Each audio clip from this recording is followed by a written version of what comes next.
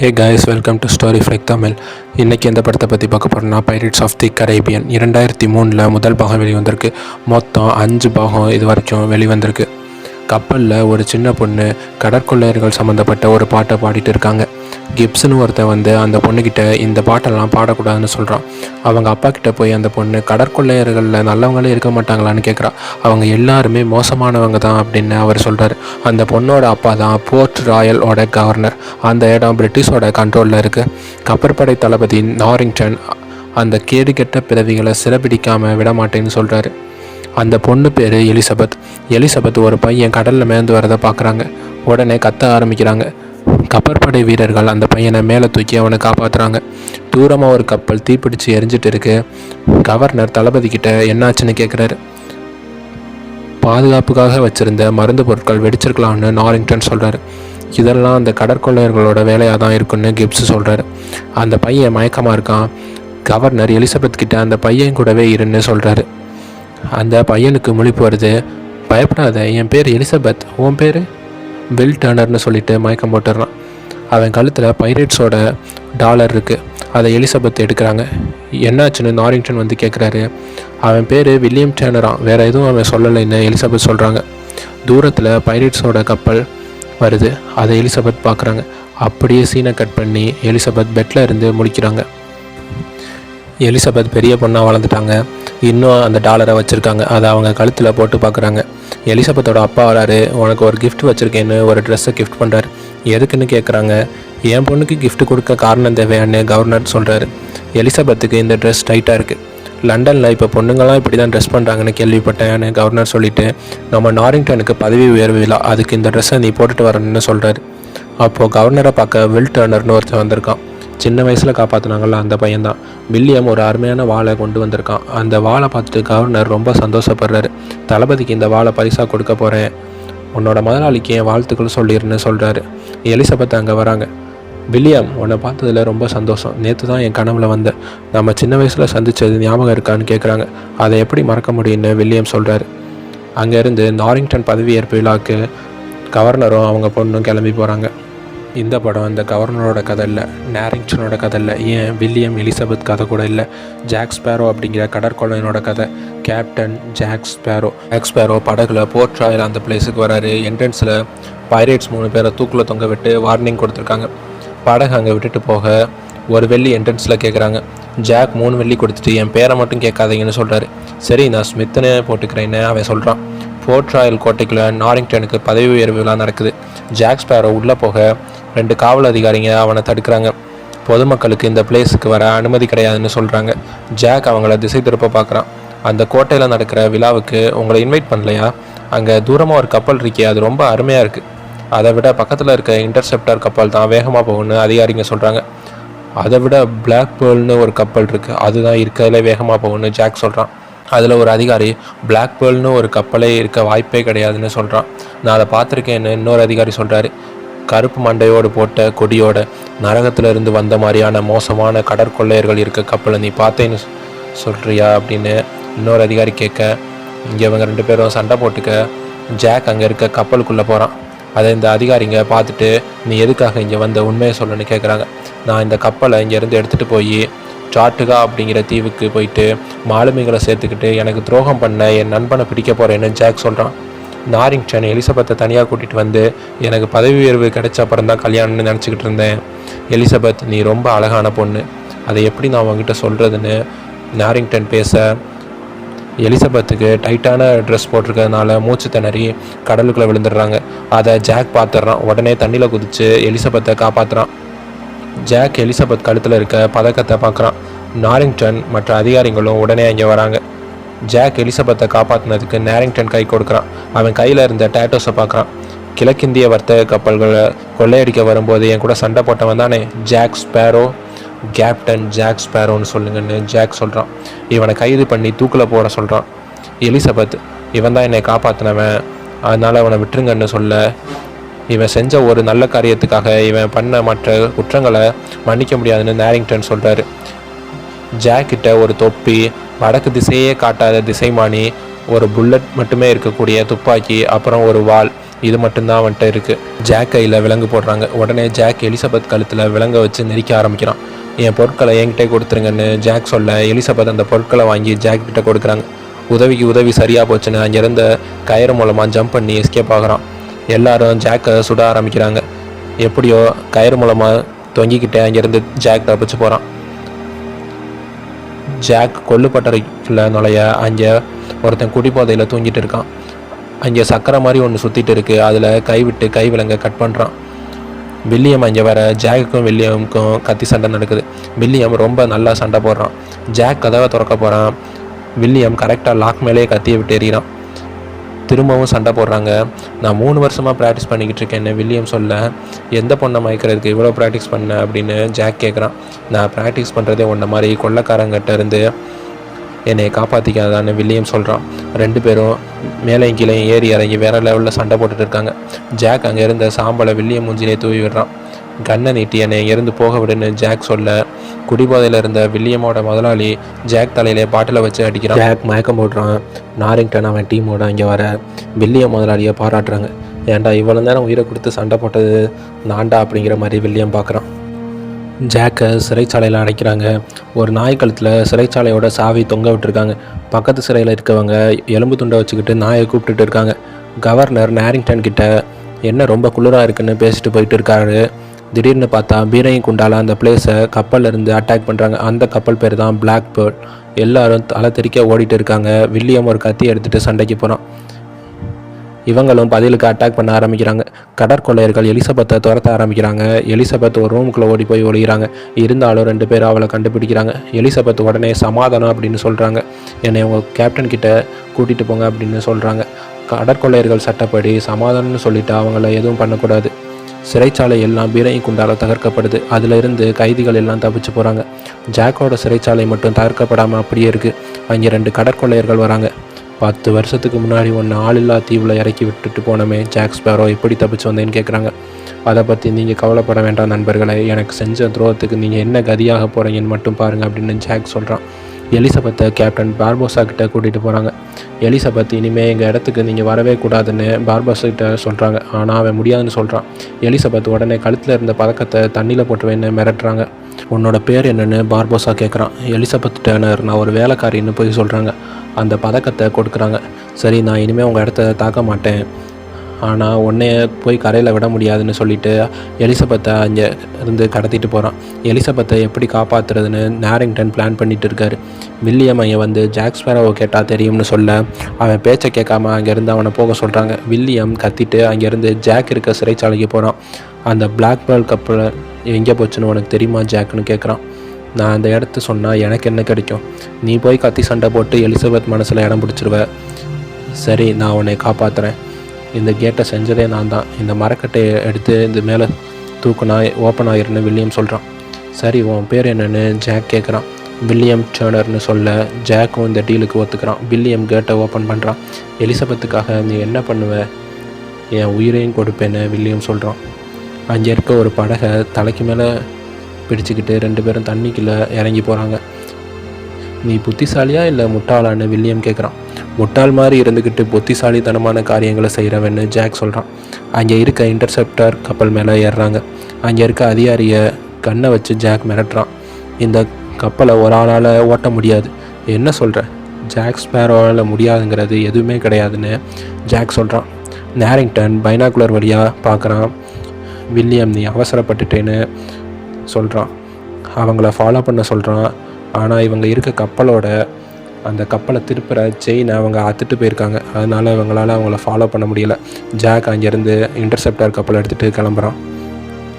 William ஜாக்குக்கிட்ட எங்கள் அப்பா உனக்கு தெரியுமான்னு கேட்குறான். ஆமாம் தெரியும், நல்ல மனுஷன், திறமையான கொள்ளைக்காரர் அப்படின்னு சொல்ல, இல்லை அவர் ஒரு வர்த்தகம் செய்கிறவர், அவர் ஒரு மாலுமி, அவரை பற்றி தப்பாக சொல்லாதேன்னு கத்தியை எடுக்கிறான். பாய் மரத்தை ஜாக் திருப்பி வில்லியம் அது மேலே தொங்க விடுறான். என் கூட சண்டை போடாமல் பேசாமல் வான்னு கீழே இறக்கி விடுறான். ஜாக் ஸ்பேரோ டாட்டுகா தீவை நோக்கி கப்பலை செலுத்துகிறான். அந்த தீவில் எல்லாரும் குடிச்சிக்கிட்டு அடிச்சுக்கிட்டு கிடக்குறாங்க. 2 பொண்ணுங்க வந்து ஜாக்கை அரைஞ்சிட்டு போகிறாங்க. இது எனக்கு தேவைதான்னு ஜாக் சொல்லிவிட்டு ஜாக் அவன் ஃப்ரெண்டு கிப்ஸ் மேலே தண்ணியை ஊற்றி எழுப்புறான். ஜாக் மட்டும் கிப்ஸு கூட தனியாக பேசுகிறான். நான் பிளாக் பேர்ல் கப்பலை மீட்டுட்டு வர போகிறேன். நீ எனக்கு உதவி பண்ணணும், எனக்கு சில மாலுமிகள் தேவைப்படுறாங்கன்னு சொல்கிறான். எந்த நம்பிக்கையில் நீ பார்போசாவை தேடி போகிறேன்னு கிப்ஸ் கேட்க, அங்கே பாரு, அவன் தான் பூட் ஷாப் பில் டர்னரோட ஒரே பையன் வில்லியம் டர்னர் அப்படின்னு ஜாக் சொல்ல கிப்ஸும் ஓகே சொல்கிறான். எங்கள் கேப்டன் இந்த ட்ரெஸ்ஸை போட்டுட்டு வர சொன்னார்னு 2 பேர் வராங்க. எலிசபெத் கிட்ட ட்ரெஸ்ஸை கொடுக்குறாங்க. எலிசபெத் முடியாதுன்னு சொல்கிறாங்க. அப்போ நீ நிர்வாணமாக தான் வந்து எங்கள் கூட சாப்பிடணுன்னு அவங்க சொல்ல, உடனே எலிசபெத் அந்த ட்ரெஸ்ஸை போட்டுட்டு சாப்பிட வராங்க. நான் சாப்பிட்ற சாப்பாட்டில் விஷம் கலந்துருக்கீங்களான்னு எலிசபெத் கேட்குறாங்க. உன்னை கொல்றதில் எந்த பயனும் இல்லைன்னு பார்போசா சொல்கிறான். அப்புறம் எதுக்கு என்னை பிடிச்சி வச்சுருக்கீங்க? அதான் உங்கள் பதக்கத்தை கொடுத்துட்டேன்னு என்னை விட்டுருங்க அப்படின்னு எலிசபெத் சொல்கிறாங்க. இந்த பதக்கத்தை பற்றி உனக்கு தெரியாது. இது அஸ்டக் இனத்தோட பதக்கம். கோர்டஸ்னு ஒருத்தன் இந்த மாதிரி 882 பதக்கத்தை ஒரு பெட்டிக்குள்ளே அடைச்சி வச்சான். அப்பாவி மக்களை கொன்று அவங்க ரத்தத்தை எடுத்து இது மாதிரி நிறையா தங்கங்களை அவன் சேர்த்தான். இதனால் கோபமடைஞ்ச அஸ்டக் கடவுள்கள் அந்த தங்கத்து மேலே சாபம் கொடுத்தாங்க. இதை யாராச்சும் எடுத்து அவங்க பேயை அலைஞ்சிக்கிட்டே இருக்குன்னு சொன்னாங்க. எலிசபெத்துக்கு இந்த கதை மேலே நம்பிக்கை இல்லைன்னு சொல்கிறாங்க. எனக்கு முதல்ல நம்பிக்கை இல்லை. கல்லறை தீவில் தான் அந்த தங்கம் இருந்துச்சு. எப்படியோ கஷ்டப்பட்டு அந்த இடத்துக்கு போனோம். அங்கே இருக்க தங்கத்தை எடுத்துகிட்டு இஷ்டப்படி வாழ்க்கையை வாழ்ந்தோம். ஆனால் அதுக்கப்புறம் தான் தெரிஞ்சிச்சு எங்களை கடவுள் சபிச்சிட்டாருன்னு. எவ்வளோ குடித்தாலும் எவ்வளோ சாப்பிட்டாலும் எங்களுக்கு எந்த உணர்வுமே இல்லை. நாங்கள் பேயாக அலைய ஆரம்பிச்சிட்டோம். இந்த சாபம் போகணுன்னா எல்லா பதக்கத்தையும் அந்த பெட்டியில் போட்டு ரத்த காணிக்க செலுத்தணும். அதுக்காக தான் உன்னை கூட்டிகிட்டு வந்தோன்னு சொல்லிவிட்டு ஆப்பிளை சாப்பிட சொல்லி கொடுக்குறான். எலிசபெத் கத்தி எடுத்து பார்போசா நெஞ்சிலே குத்துறாங்க. அவனுக்கு எதுவுமே ஆகலை. வெளியே ஓடி போய் பார்க்குறாங்க. எல்லாரும் எலும்பு கூட தெரியுறாங்க. நிலா வெளிச்சம் பட்டா இவங்க இந்த மாதிரி தெரிவாங்க. பார்போசா நிலா வெளிச்சத்துக்கு வரான். அவனும் எலும்பு கூட தெரிகிறான். சரக்கு எடுத்து குடிக்கிறான். அப்படியே கீழே ஊற்றுது. எங்களுக்கு சாவே வராது, எந்த உணர்வும் இல்லை, ஒரு பொண்ணோட பரிசத்தை கூட உணர முடியாது, பல வருஷமாக சாபம் தீராமல் கொடுமையை அனுபவிச்சுக்கிட்டு இருக்கோன்னு பார்போசா சொல்கிறான். கிப்ஸ் சில மாலுமிகளை கூட்டிகிட்டு வந்திருக்கான். கிப்ஸ் இவனோட பேர் என்னென்னு ஜாக் கேட்குறான். காட்டன்னு கிப்ஸ் சொல்ல, காட்டன் என் பேச்சுக்கு கீழ்ப்படிச்சு நடப்பியான்னு கேட்க, அவனுக்கு பேச்சு வராது. சண்டையில் அவன் நாக்க அறுத்துட்டாங்க. அவனோட கிளி தான் அவனுக்கு பதிலாக பேசணுன்னு கிப்ஸ் சொல்ல, காட்டனோட கிளி பிள்ளையே நீ பதில் சொல்லுன்னு ஜாக் சொல்கிறான். அந்த கிளியும் சரின்னு சொல்லுது. அங்கே இன்னொரு பொண்ணு உங்களோட வந்தால் எனக்கு என்ன கிடைக்கும்னு கேட்குறாங்க. யார் அனமெரியாவான்னு ஜாக் கேட்க, ஏன்டா என் கப்பலை திருடிட்டு போனேன்னு ஜாக் கன்னத்தில் அறையிறாங்க. சரி, அதுக்கு பதிலாக அங்கே தெரியுது பார் கப்பல், அதை நீ வச்சுக்கோன்னு ஜாக் சொல்கிறான். அவங்களும் ஓகே சொல்கிறாங்க. எல்லாரும் கல்லறை தீவை நோக்கி கிளம்புறாங்க. இடி இடிக்க மழை அடித்து ஊற்ற ஜாக் அந்த கப்பலை ஓட்டிகிட்டு போயிட்டு இருக்கான். அந்த இடத்துக்கு எப்படியோ வந்து சேர்றாங்க. ஜாக்குக்கு இந்த மாதிரி திசைமானி எப்படி கிடைச்சதுன்னு வில்லியம் கிப்ஸுக்கிட்ட கேட்குறான். கல்லறை தீவில் இருக்க புதையில அடையிற ஆசையில் ஜாக்கும் அவன் நண்பன் பார்போசாவும் டாட்டுகா தீவுக்கு வந்தாங்க. அப்போ பிளாக் பேலோட கேப்டனே ஜாக் ஸ்பேரோ தான். ஜாக் அந்த பொக்கிஷத்தில் பாதி எனக்கு வேணும்னு கேட்க பார்போசா அதுக்கு மறுக்கிறான். பார்போசா சதி பண்ணி போகிற வழியில் ஆள் இல்லாத தீவுக்குள்ளே ஜாக்கை தனிமையில் கிடந்து சாப்பிட்டுன்னு இறக்கி விட்டுட்டாங்க.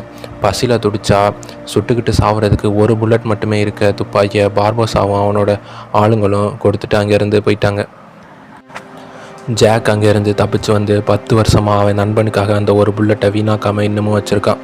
ஜாக் எப்படியா அங்கேருந்து தப்பிச்சான்னு வில்லியம் கேட்க, ஜாக் சொன்னது உண்மையானு தெரியல, இருந்தாலும் சொல்கிறேன்னு கிப் சொல்கிறாரு.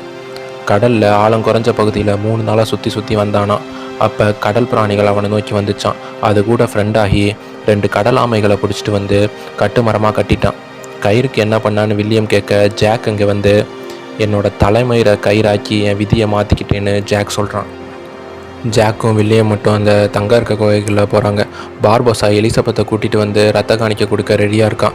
சாபம் தீர்ந்தவொடனே என் ஆசைத்தில் ஆப்பிள் சாப்பிட போகிறேன்னு சொல்லிட்டு ரத்த காணிக்க கொடுக்குறான்.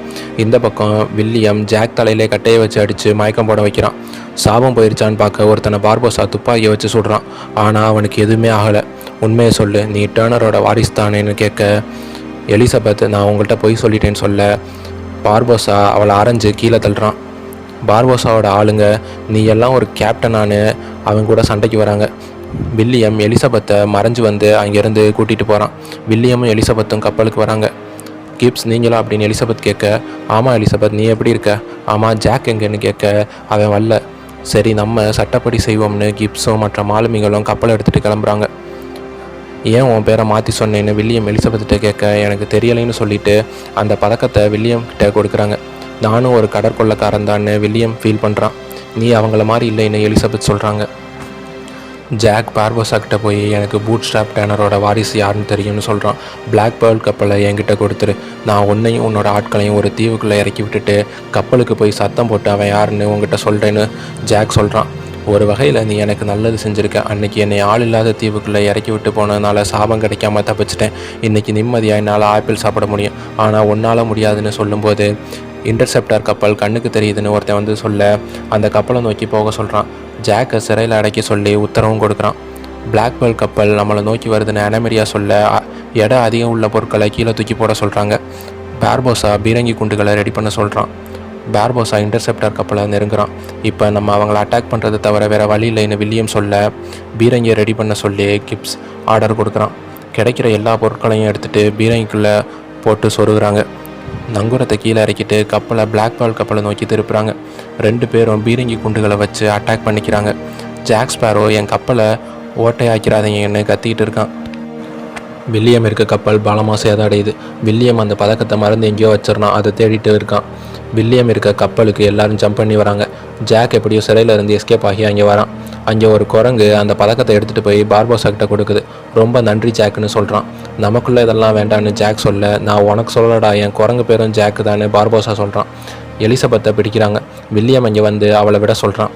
நீ என்னை சுட்டாலும் எனக்கு சாவு கிடையாதுன்னு பார்போசா சொல்ல நீ சாகலாட்டி என்னடா நானே சுட்டுக்கிட்டு செத்துருவேன்னு வில்லியம் சொல்கிறான். நீ யாருன்னு எனக்கு சொல்லுன்னு பார்போசா கேட்க அதை நான் சொல்கிறேன்னு இவன் என் ஒன்று விட்டு அண்ணனோட மாமியாரோட தூரத்து சொந்தன்னு ஜாக் சொல்கிறான். என் பேர் வில் டர்னர், எங்கள் அப்பா பேர் பூட் ஸ்டாப் வில் டர்னர்னு வில்லியம் சொல்ல சரி நான் இப்போ என்ன பண்ணட்டுன்னு பார்போசா கேட்க எலிசபெத்தை விட்டுருங்க, அந்த மாலுமிகளையும் விட்டுருங்கன்னு வில்லியம் சொல்கிறான். சரின்னு சொல்லிவிட்டு ஜாக்கை ஃபஸ்ட்டு ஒரு தீவுக்குள்ளே இறக்கி விடுவாங்கள்ல, அந்த தீவு பக்கத்தில் தான் இருக்கும். எலிசபெத்தை தண்ணியில் குதித்து முடிஞ்சால் தப்பிச்சுக்கோன்னு வழி அனுப்பி வைக்கிறாங்க. ஜாக்கையும் குதிக்க சொல்கிறாங்க. போன தடவை மாதிரியே அந்த துப்பாக்கி என்கிட்ட கொடுத்துருங்கன்னு ஜாக் கேட்குறான். சரின்னு பார்போசாவும் அந்த துப்பாக்கியை கொடுக்குறான். இந்த தடவை 2 குண்டு போட்டு கொடுங்க, 2 பேர் இருக்கோன்னு கேட்க அதெல்லாம் முடியாதுடான்னு சொல்கிறாங்க. அந்த பொண்ணு கஷ்டப்படுறத தாங்க முடியலாட்டி அவளை சுட்டு கொண்டுட்டு நீயும் பசியில் கிடந்து சாவிடான்னு பார்போசா சொல்கிறான். 2 பேரும் நீச்சல் அடித்து கரைக்கு வராங்க. போன தடவை எப்படி தப்பிச்சேன்னு எலிசபெத் ஜாக்கிட்ட கேட்குறாங்க. போன தடவை உடனே தப்பிக்கலை, 3 நாள் இங்கே தான் இருந்தேன். ரம்மு கடத்துறவங்க அவங்க பதுக்கி வச்ச சரக்கு எடுக்க வந்தாங்க, அவங்க உதவியால் தான் தப்பிச்சேன்னு சொல்ல 3 நாளாக குடிச்சிட்டு விழுந்து கிடக்கிறேன், நீ என்னமோ சாமர்த்தியசாலின்னு நான் நினச்சேன்னு எலிசபெத் சொல்கிறாங்க. வேறு வழி இல்லாமல் 2 பேரும் குடிச்சிட்டு டான்ஸ் ஆடிட்டு பாட்டு பாடி சிரிச்சுக்கிட்டு இருக்காங்க. காலையில் ஜாக் எந்திரிச்சு பார்க்குறான். எலிசபெத் எல்லா ரம்மையும் ஊற்றி எரிச்சிட்டு இருக்காங்க. ஏண்டி ரம்மையெல்லாம் ஊற்றி எரிக்கிறேன்னு ஜாக் கேட்க அப்போ தான் இங்கே ரோந்து வர பிரிட்டிஷ் கப்பல் நம்மளை காப்பாற்ற வருன்னு சொல்கிறாங்க. எந்த பைத்தியக்காரன்ட்டி இங்கே வருவான்னு ஜாக் புலம்பிக்கிட்டே போகிறான். அப்போ ஒரு கப்பல் வருது. எவனோ ஒரு பைத்தியக்காரன் வந்துட்டான்னு ஜாக் சொல்கிறான். அந்த கப்பலில் எலிசபெத்தோட அப்பாவும் நேரிங்டனும் இருக்காங்க. வில்லியமை காப்பாற்ற போகலான்னு எலிசபெத் சொல்ல கவர்னர் அதுக்கு முடியாதுன்னு சொல்கிறாரு. ஜாக் அங்கே வந்து பிளாக் பேர்ல் கப்பல் சண்டையில் சேதமடைஞ்சிருக்கு, நீங்கள் அந்த இடத்துக்கு போனீங்கன்னா கப்பலோடு சேர்த்து எல்லா கடற்கொள்ளையர்களையும் பிடிக்கலாம்னு சொல்ல உன் பேச்சையெல்லாம் கேட்க முடியாதுன்னு நேரிங்டன் சொல்கிறார். எலிசபெத் நேரிங்டனை கல்யாணம் பண்ண சம்மதிக்கிறாங்க. கவர்னருக்கு சந்தோஷம் தாங்க முடியலை.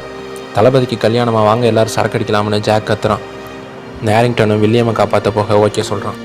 வில்லியமை சிறையில் அடைச்சி வச்சுருக்காங்க. அப்போ அங்கே க்ளீன் பண்ணிவிட்டு 2 பேர் இருக்காங்க. அவங்கக்கிட்ட எங்கள் அப்பாவை உங்களுக்கு தெரியுமான்னு வில்லியம் கேட்க நல்லா தெரியும்னு சொல்கிறாங்க. ஜாக் அந்த தீவில் இறக்கி விடக்கூடாதுன்னு உங்கள் அப்பா பார்போசா கிட்ட சண்டை போட்டார். ஆனால் பார்போசா அதுக்கு ஒத்துக்கலை. அந்த பதக்கத்தை உனக்கு அனுப்பி வச்சிட்டாரு. அதனால தான் 10 வருஷமாக சாபம் தீராமல் அலைஞ்சிட்டு இருக்கோம். உங்கள் அப்பா காலில் பீரங்கி குண்டை வச்சு கட்டி கடலுக்குள்ளே இறக்கிட்டாரு. உங்கள் அப்பா கடல்லே மூழ்கி செத்துட்டார். எங்களோட சாபம் தீர உங்கள் அப்பா தேவைன்னு அதுக்கப்புறம் தான் எங்களுக்கு தெரியும்னு சொல்கிறாங்க. கவர்னர் எலிசபெத் அவங்களுக்கு பாதுகாப்பாக சில வீரர்களை விட்டுட்டு நேரிங்டன், ஜாக் ஸ்பேரோ மற்ற வீரர்கள் எல்லாம் படகுல வராங்க. நீங்கள் இங்கேயே இருங்க, நான் மட்டும் உள்ளே போயிட்டு அவங்கக்கிட்ட பேசி வெளியே கூட்டிகிட்டு வரேன். நீங்கள் உங்கள் கப்பலுக்கு போய் பீரங்கி குண்டால் அவங்கள அட்டாக் பண்ணுங்கன்னு ஜாக் ஐடியா கொடுக்குறான். வில்லியமை ரத்த காணிக்கை கொடுக்க இழுத்துட்டு வராங்க. ஜாக் உடனே அங்கே வரான். எலிசபெத் எங்கேன்னு வில்லியம் கேட்க நான் சொன்ன மாதிரி அவளை காப்பாற்றிட்டேன். அவள் சொன்ன மாதிரி தளபதியை கல்யாணம் பண்ணிக்க போகிறாள். நீ சொன்ன மாதிரி அவளுக்காக நீ உயிரை கொடுக்க போகிறேன்னு ஜாக் சொல்கிறான். ஜாக் பார்போசா கிட்ட போயிட்டு உன்னை பிடிக்க நேரிங்டன் ஆட்கள் வெளியே வெயிட் பண்ணிக்கிட்டு இருக்காங்க. இப்போ சாபம் தீர்ந்துச்சுன்னா உன்னை அவங்க கொன்னுருவாங்க. அதுக்கு முன்னாடி நீ அவங்கள அட்டாக் பண்ணு. உனக்கு 2 கப்பல் கிடைக்கும். பிளாக் பேர்ல் கப்பலுக்கு என்னை கேப்டன் ஆக்கிரு. நான் கொள்ளையடிச்சிட்டு வரதில் நான் உனக்கு பங்கு தரேன். நீங்கள் நேரிங்டன் ஆட்களை கொன்ன அப்புறம் இவனை கொன்று உங்கள் சாபத்தை தீர்த்துக்குங்கன்னு பேசிக்கிட்டே ஒரு பதக்கத்தை எடுத்து பாக்கெட்டுக்குள்ளே போட்டுறான்.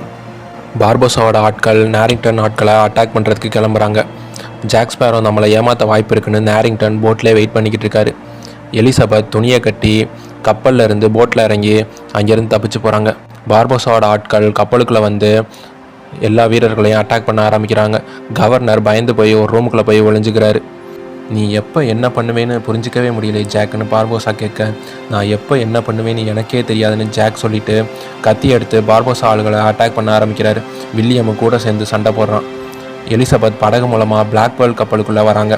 கிப்ஸையும் அந்த மாலுமிகளையும் சிறையில் இருந்து காப்பாற்றுறாங்க. நேரிங்டன் ஆட்கள் நம்மளை கப்பலை அட்டாக் பண்ணுறாங்கன்னு சொல்லிட்டு அங்கேருந்து கப்பலுக்கு போகிறாரு. ஜாக்கும் பார்போசாவும் கத்தி சண்டை போடுறாங்க. ஒரு கட்டத்தில் ஜாக் நெஞ்சிலே பார்போசா கத்தியை இறக்குறான். ஆனால் ஜாக்குக்கு எதுவுமே ஆகலை. நிலா வெளிச்சத்துக்கு போகிறான். அவனும் எலும்பு கூட இருக்கான். அந்த ஒரு பதக்கத்தை ஜாக் எடுத்ததுனால அவனுக்கும் அந்த சாபம் வந்துருச்சு. சரி, இப்படியே சண்டை போட்டுக்கிட்டு எத்தனை நாள் தான் இருக்குது, 2 பேருக்குமே சாவு கிடையாதுன்னு பார்போசா சொல்ல, நீ வேணா என்கிட்ட சரணடைஞ்சிருன்னு ஜாக் சொல்கிறான். எலிசபெத் வில்லியமை காப்பாற்ற கிப்ஸையும் அந்த மாலுமிங்களையும் கூப்பிட்றாங்க. ஆனால் அவங்க எல்லாருமே வர மறுக்கிறாங்க. எலிசபெத் மட்டும் தனியாக போட்டை எடுத்துக்கிட்டு கிளம்புறாங்க. கிப்ஸும் அந்த மாலுமிங்களும் பிளாக்பேர்ல் கப்பலை எடுத்துகிட்டு கிளம்புறாங்க. நேரிங்டன் அந்த கடற்கொள்ளையர்கள்ட்ட சண்டை போட இங்கே ஜாக்கும் பார்போசாவும் விடாமல் சண்டை போட்டுட்டு இருக்காங்க. ஜாக் அந்த ஒரு பதக்கத்தை வில்லியம் கிட்ட தூக்கி போட்டுட்டு பார்போசாவை சொல்கிறான். நீ வச்சிருந்த ஒரு புல்லட்டையும் வீணாக்கிட்டே ஜாக்னு பார்போசா சொல்ல, வில்லியம் அங்கே ரத்த காணிக்க கொடுக்குறான். பார்போசாவோட சாபம் தீருது. அங்கேயே பார்போசா இறக்குறான். எல்லாருக்கும் சாபம் தீர கத்தியை கீழே போட்டுட்டு சரணடைகிறாங்க. அதுக்கப்புறம் எல்லாரையும் சிறைபிடிச்சிட்டு கொண்டு வராங்க. ஜாக் பண்ண தப்பெல்லாம் லிஸ்ட்டு போட்டு சொல்லிட்டு இருக்காங்க. ரொம்ப நீளமாக போயிட்டு இருக்கு. ஜாக்கை தூக்கில் போட சொல்லி ஆர்டர் கொடுக்குறாங்க. வில்லியம் எலிசபெத் கிட்ட போய் நேரிங்டன் முன்னாடியே, எலிசபெத் நான் உன்னை காதலிக்கிறேன்னு சொல்லிட்டு அங்கேருந்து போகிறான். ஜாக்கை தூக்கில் போட போகிறாங்க. உடனே வில்லியம் கத்தியை விட்டு எறிகிறான். கரெக்டாக ஜாக் கத்தி மேலே கால் வச்சு தப்பிக்கிறான். வில்லியம் போய் ஜாக்கை காப்பாற்றுறான். 2 பேரும் அங்கே இருக்க வீரர்கள் கூட சண்டை போடுறாங்க. ஒரு கட்டத்தில் அவங்கள பிடிச்சிடுறாங்க. எலிசபெத்தை காப்பாற்றினதுக்கு உனக்கு அரசாங்க பதவி கொடுத்தோம், ஆனால் நீ இப்படி பண்ணிட்டேன்னு கவர்னர் சொல்கிறாரு. ஜாக் பண்ண உதவியை மறந்துட்டீங்களேன்னு வில்லியம் சொல்ல, அவன் பண்ண தப்புக்கு மரண தண்டனை உண்டுன்னு நேரிங்டன் சொல்கிறாரு. அப்போ என்னையும் தூக்கில் போடுங்கன்னு வில்லியம் சொல்ல, வில்லியமை கொல்றதுக்கு முன்னாடி என்னையும் கொண்டுருங்கன்னு எலிசபெத் சொல்கிறாங்க. நீ என்னைய கல்யாணம் பண்ணிக்கிறேன்னு சொன்னது எல்லாம் பொய்யான்னு நேரிங்டன் கேட்க, ஆமான்னு எலிசபெத் சொல்கிறாங்க. ஜாக் வந்து இவங்க 2 பேரும் காதலிக்கிறாங்க, இவங்களை பிரிச்சிடாதீங்க, இவங்களை சேர்த்து வைங்கன்னு ஜாக் சொல்லிவிட்டு கடலுக்குள்ளே குதிச்சிட்றான். வில்லியம் நேரிங்டன்கிட்ட போய் எனக்கு என்ன தண்டனை வேணாலும் கொடுங்கன்னு சொல்கிறான். நீ எலிசபெத்தை கல்யாணம் பண்ணிக்கிட்டு சந்தோஷமாக வாழன்னு நேரிங்டன் சொல்லிட்டு அங்கேருந்து கிளம்புறாரு.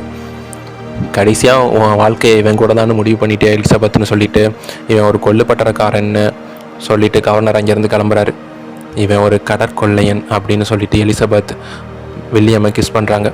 ஜாக்கை காப்பாற்ற கிப்ஸ் பிளாக்பேர்ல் கப்பலை எடுத்துகிட்டு அங்கே வராரு. இனிமேல் இந்த கப்பலுக்கு நீங்கள் தான் கேப்டன்னு சொல்ல, எல்லோரும் ஒழுங்காக போய் வேலையை பாருங்கன்னு ஜாக் சொல்லிவிட்டு பிளாக்பேர்ல் கப்பலை ஜாக் செலுத்த இந்த படம் முடியுது. சேனலை சப்ஸ்கிரைப் பண்ணிடுங்க. தேங்க்யூ.